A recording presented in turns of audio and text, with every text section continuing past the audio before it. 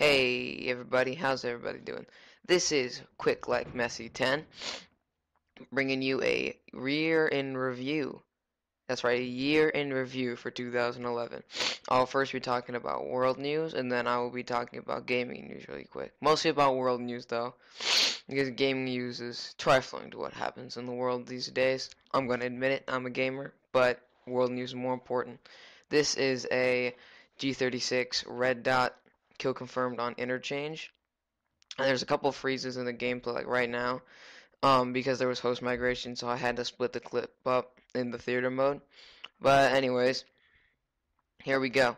So in January of this year, um, as most of you don't remember, I didn't remember when I searched this up, was the shooting in Tucson, am I saying that right? Tucson, Arizona.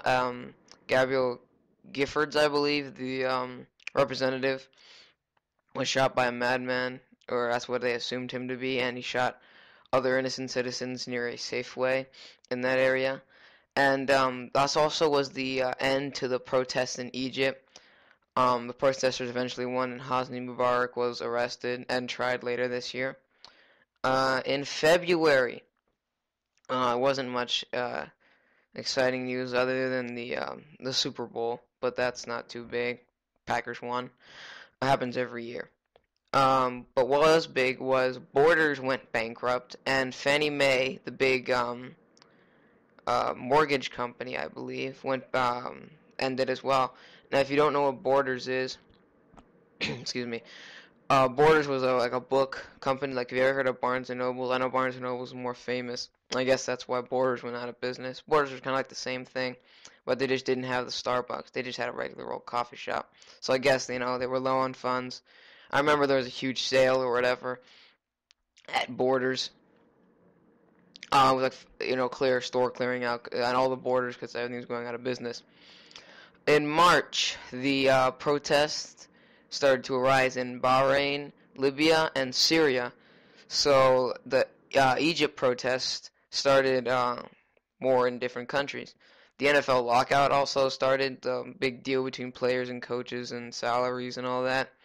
The iPad 2 was revealed by Apple, which again was huge in the business company. The budget crisis with the United States was also huge, um, but the biggest news, in fact, I think probably the biggest news of all this year, in world news at least, was the earthquake and tsunami in Japan. And I know that was a tough time for some people, some of my friends at least down here. Their families, or at least their uh, people they knew, or people just their country being hit by something so massive and so devastating as not only a large earthquake, I think over a magnitude 9, I think an 8.8 or something like that, but also a tsunami was just huge, and then the nuclear crisis was just too much. It was almost too much. In April, the royal wedding happened. I don't know, it wasn't too big compared to everything else. The federal government came close to shutting down, and the NFL lockout ended. That was good. More aftershocks in Japan. That was terrible. Um, and in disaster news, there was also some tornadoes in the south. How am I doing on time? Okay, sorry about that. In May, most of you remember Osama bin Laden was killed in Pakistan by SEAL Team 6. Other than that, in May, Lady Gaga was named the top celebrity by Forbes magazine. Dethroning Oprah Winfrey was there for years. In June, violence in Syria becomes a huge issue, still violent. The police trying to shut down. I think they eventually started going door-to-door arrests, which is huge. There were also wildfires in the south, in Arizona, I think New Mexico. Excuse me. In July, South Sudan becomes the 54th state in Africa, with a new country. That doesn't happen often. Amy Winehouse dies.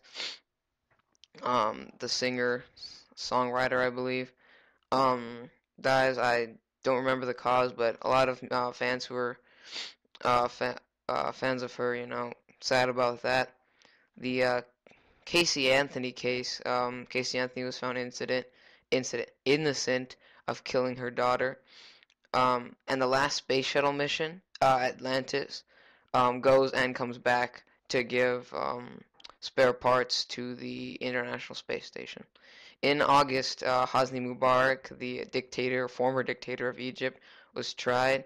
More crackdowns in Syria, and it was actually the deadliest day. I can't remember the day in U.S. troops history. 30 dead when a Chinook helicopter was shot down.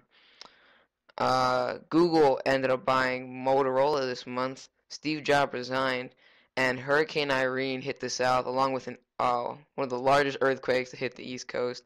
I know people were having all this hubbub about it.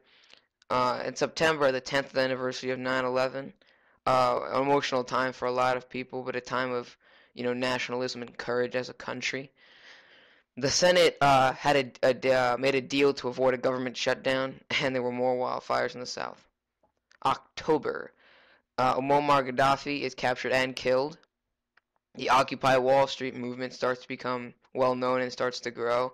And Steve Jobs died this month, and which was a huge blow to a lot of Apple fans. But Apple still remains largely successful. And we will miss Steve Jobs, but their company is still successful. In November, the Occupy Wall Street movement continues, and the Penn State sex scandal with Jerry Sandusky rises up, and Joe Paterno was fired, which I thought was unfair, and having a friend who's a huge Penn State many friends who are huge Penn State fans, it was just a big blow to them, and their friends. And in December, the Penn State scandal continues. And for gaming news, a lot of games came out this year. Modern Warfare 3, Battlefield 3 was a huge thing. Skyrim was also huge this year. And I know that in E3 they released the Wii U, or they revealed the Wii U and the PS Vita. That's it. That was 2011 in review. Don't forget to like, favorite, and subscribe if you would like to. Peace.